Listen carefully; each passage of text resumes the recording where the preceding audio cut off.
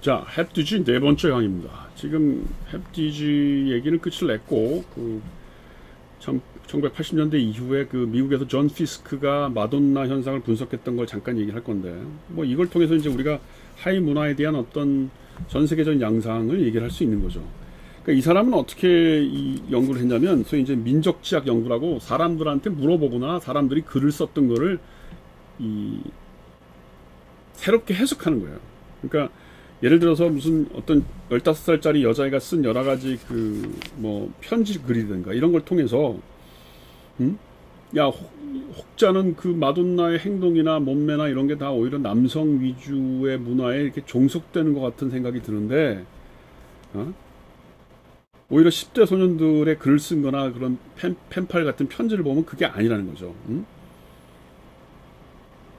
이 147페이지에 보면은 10대 팬들이 마돈나에서 평가했고 팬 사인회에 나와서 했던 말을 이렇게 얘기하고 있는데, 여기 보면 뭐라고 되어 있냐면, 내가 마돈나처럼 옷을 입고 있으면은 사람들이 나를 쳐다봐서 좋다는 거예요. 그 다음에 그 소년 중에는 자기 주장이나 성격이나 단순한 태도가 그치는 것이 아니고 정말 자신감의 원천이 됐다고 생각하는 겁니다. 마돈나처럼 배꼽티를 입고 막 이상하게 화장하고 이러는 것들이, 그걸 통해서 뭐예요?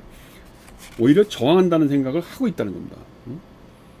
그러니까 이러한 어떤 학자적인 입장에서의 해석보다는 이렇게 정말 수용자, 스타일을 받아들이는 수용자가 어떤 식으로 의미를 갖게 되는지를 물어보기 시작한 거죠, 이게.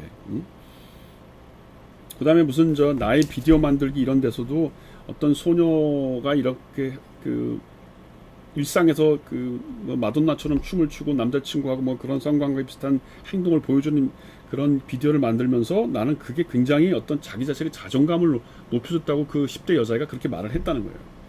그러면서 자신의 성적인 섹슈얼리티 의미를, 그다음 사회적인 관계 이런 것 속에서 내가 어떤 식으로 즐겁게 살 수 있는지를 마돈나가 보여줬다.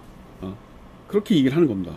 그래서 마돈나라고 하는 사람은 굉장히 여기도 그런 표현이 나오고 있어요. 이렇게 동정녀와 마돈나가 Like a Virgin이라고 하는 노래에서도 보면 천사와 악녀, 창녀와 무슨 동정녀 이걸 이렇게 왔다 갔다 하면서, 그래서 옷도 그렇게 입었다는 거예요.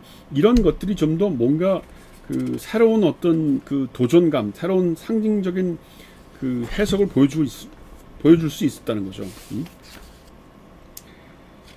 뭐 사실은 저는 마돈나를 그렇게 좋아하지는 않는데, 이게 이제 여성이라고 하는 억압된 것을 보여주는 극복할 수 있는 뭐 굉장히 중요한 하나의 양상이었다는 겁니다. 더군다나 이제 이 사람이 159페이지에서 이 마돈나가 불렀던 Like a Virgin의 영어 가사를 분석을 하고 있어요.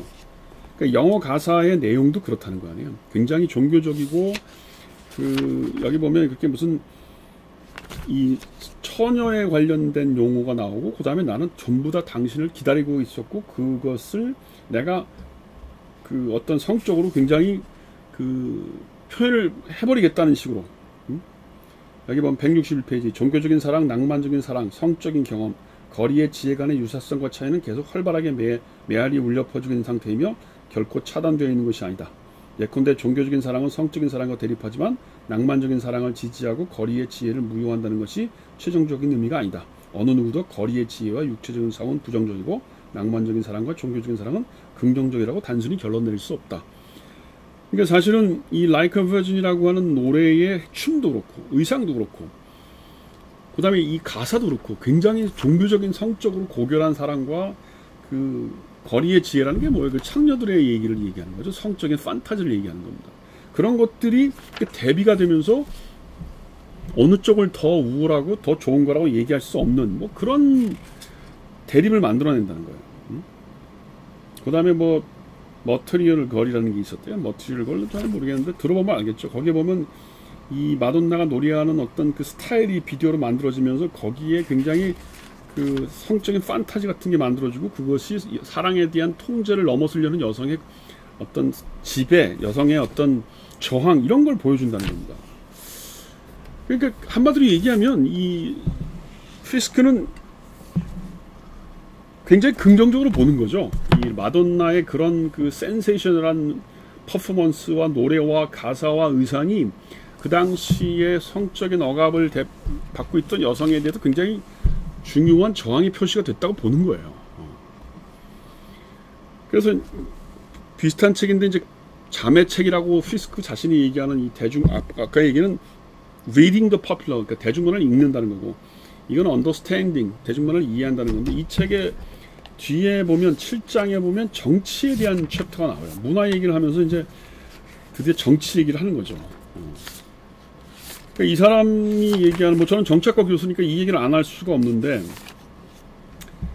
이 사람이 뭐라고 그러냐면 그 234페이지 이 Understanding Popular Culture에서 뭐라고 얘기하냐면 234페이지에서 뭐라고 그러냐면, 내가 집중적인 관심을 보이는 것은 거시정치와 미시정치의 관계, 급진적이고 진보적인 사고와 그 행위 사이의 관계다, 이런 말을 하고 있어요.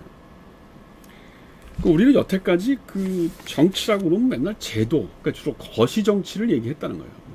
투표 행태, 무슨 법을 바꾸고 뭔지 이런 얘기, 그다음 뭐 계급적인 모순을 극복하고 뭐 이런 얘기를 했는데, 피스크의 얘기는 뭐냐면 미시적인 행동, 욕망, 이런 것과 거시적인 어떤 정치와 어떤 상관관계가 있는지 이런 거를 좀 연구해야 된다는 거예요. 왜냐하면 그걸 진보 쪽에서 그동안 너무 무시했다는 거예요. 238페이지 일부 좌파 이론이 안고 있는 또 다른 문제는 그가 대변해야 할 대중을 무시했다는 겁니다. 그러니까 우리는 여태까지 노동자 계급, 이렇게 무슨 계급적인 단위로 그 어떤 혁명의 주체를 생각했는데, 대중이라고 하는 개념과 노동자는 좀 다른 거죠. 그리고 대중은 굉장히 가변적이고, 아까 우리가 그 햅티지를 통해서 얘기한 것처럼 어떤 스타일에 따라서 뭉치기도 하고 세대에 따라서 뭉치기도 하고, 그 다음에 이민족 문화와 연결시키기도 하고 뭐 그렇단 말이에요.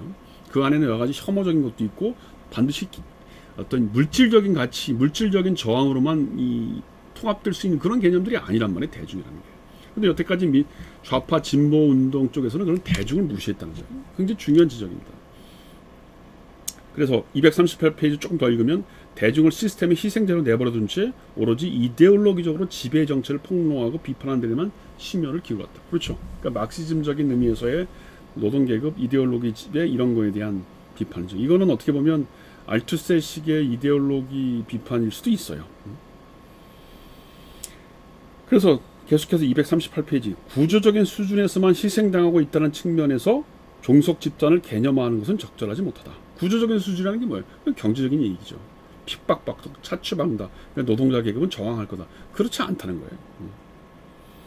그리고 또 계속 238페이지가 중요하네요. 뭐라고 되어 있냐면, 일상적인 저항이 평가받기는커녕 오히려 대중은 그 속에서 즐기고 자족하는 문화적인 열등화로 취급된다. 그러니까 사람들이 무슨 펑크족하고 뭐 이러면, 야, 그 노동 계급식도 없이 노동자가 왜 이렇게 부르주아처럼, 아니면 무슨 그 반노동자 같이 그러고 다녀? 왜 이러고, 이제 너는 참 아직도 계급식이 없네. 너 좀 그 의식화 교육을 받아야겠어. 이랬다는 거예요, 여태까지. 근데 그렇게 해가지고는 그 어떤 대중의 열렬한 지지를 받을 수 없다는 거죠, 한마디로 얘기하는. 그래서 이 피스크가 쭉 정리하는 여러 가지 얘기는 뭐 분명하지는 않지만, 이게 자본주의에서 여러 가지 그 이루어지고 있는 저항의 형태라는 게, 과거에는 무슨 노동자 계급의 문화 뭐 이런 것과 관련시켜서 분명하게 그 뭐 노동자들의 이 연대, 노동자들의 뭐 저항, 이렇게 만들어낼 수 있지만, 오늘날엔 그렇게 되지 않는다는 거예요. 이제 그게 바로 포스트 모던적인 의미에서의, 뭐 나중에 우리가 프랑스 포스트 모던 얘기하면 알겠지만, 무슨 들레즈가 얘기하는 몰이라는 거, 라이점, 몰, 이렇게 몰적인 운동이라는 게 어디로 튈지 모르는 거죠. 그 다음에 브루드웨가 얘기하는 하위 문화의 어떤 아비투스라는 게 무의식적으로 지배당하고 있다는 거죠. 그러니까 그런 것들을 그 표현하는 아주 중요한 얘기가 지금 이 피스크에서 얘기를 하고 있다는 겁니다. 사실은 이제 이렇게 버밍의 학파를 얘기하면서 나는 뭐 그 이 사람들이 갖고 있는 여러 가지 중요한 그 대중문화 연구에 대한 중요한 그 논의 중에서, 뭐 저는 결국은 그런 것 같아요. 이 리터러시라고 하는 개념으로, 그래서 이제 그 돌아가야 된다고 봐요. 왜냐하면 그 호가트가 처음 썼던 게 use of literacy, 교양, 읽고 쓸 수 있는 능력, 이런 거였는데,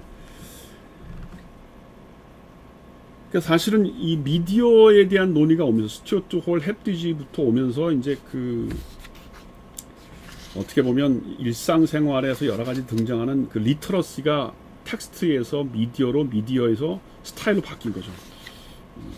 근데 그 미디어가 그런 그 어떤 텍스트에서 미디어와 미디어에서 스타일로 바뀐 그 사이에서 노동자들 혹은 대중들이 어떤 리터러시, 어떤 능력, 문화적인 능력을 갖느냐에 따라서 이들이 그냥 단순히 어떤 문화적인 열등자냐 아니면 그냥 뭐 즉흥적인 반항자냐 뭐 이런 것으로 남을 건지, 아니면 새로운 형태의 민주적 그 가능성을 포함하는 민주적 힘으로 갈지, 뭐 이런 얘기가 결정된다고 봐요. 그런 의미에서 문화적 리터러시, 이 말은 제가 쓴 건 아니고 이 문화적 민주화라고 하는, 뭐 이건 여건종 선생이라는 분이 썼던 맨 마지막 챕터 그런 말이 나와요. 문화적 능력으로서의 미디어 리터러시 472페이지 그런 말이 나오는데,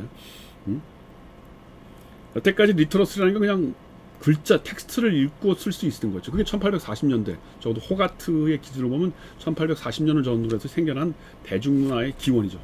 그때는 잡지를 읽고 신문을 읽는 거였어요. 근데 이제 20세기가 넘어서 21세기에 대해서의 이 리터러시라는 거는 스타일을 이해하고, 그렇죠? 그 다음에 삶의 어떤 패턴을 이해하고 소비를 이해하면서 정말 긍정적인 의미에서의 어떤 문화적 일상생활의 리터러시가 뭐냐, 문화적인 소비가 뭐냐, 이런 거를 깨우칠 수 있는 사람으로 거듭나야만 우리가 이 소위 민주화를 이룰 수 있는 거 아니냐. 특히 이제 한국 사회에서는 그게 세계화와 관련돼서 너무 지나치게 외국 문화, 그건 일종의 이제 문화제국주의라고 하는 건데요. 우리가 아도르노 다루면서 대중산업, 컬처 인더스트리 할 때 잠깐 언급했지만, 이 세계화라는 게 문화적인 제국주의와 밀접하게 연결되어 있기 때문에 그런 것을 극복할 수 있는 문화적인 능력을 키워주고 그런 거에 대해서 논의를 하지 않으면 우리는 사실은 뭐 스타일에 지배당하고 사는, 대중문화에 지배당하고 사는 그런 사람 되겠죠. 그러니까 민주주의의 위기가 예전에 뭐예요? 경찰이나 군대 혹은 독재자가 민주주의 위기였다면 오늘날의 위기는 뭐예요? 대중문화가 그런 민주주의의 위기를 만들어낸다는 거죠. 자, 여기까지 하겠습니다.